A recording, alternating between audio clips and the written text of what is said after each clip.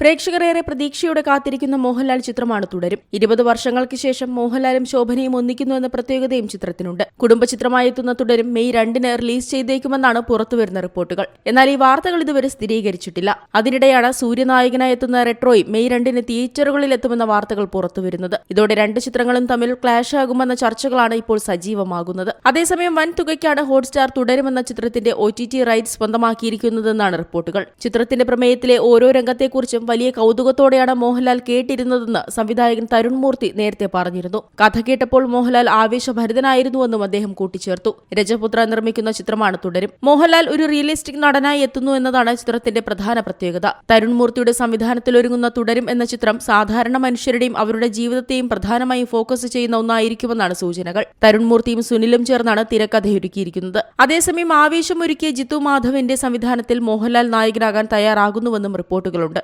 ഗോകുലം മൂവീസാണ് ചിത്രം നിർമ്മിക്കുന്നത്. അതേസമയം ചിത്രത്തിന്റെ പ്രമേയത്തിന്റെ സൂചനകളൊന്നും പുറത്തുവിട്ടിട്ടില്ല. മോഹൻലാൽ നിറഞ്ഞാടുന്നതായിരിക്കുമോ ജിത്തു മാധവന്റെ സംവിധാനത്തിലുള്ളത് എന്നാണ് ആരാധകർ ആകാംക്ഷയോടെ കാത്തിരിക്കുന്നത്. എപ്പോഴാവും ഷൂട്ടിംഗ് തുടങ്ങുക എന്നതും ഇതുവരെ പുറത്തുവിട്ടിട്ടില്ല. എന്തായിരിക്കും മോഹൻലാലിന്റെ കഥാപാത്രമെന്ന ചോദ്യത്തിന്റെ ഉത്തരത്തിനായും കാത്തിരിക്കുകയാണ് ആരാധകർ. Entertainment desk, Zee Malayalam news.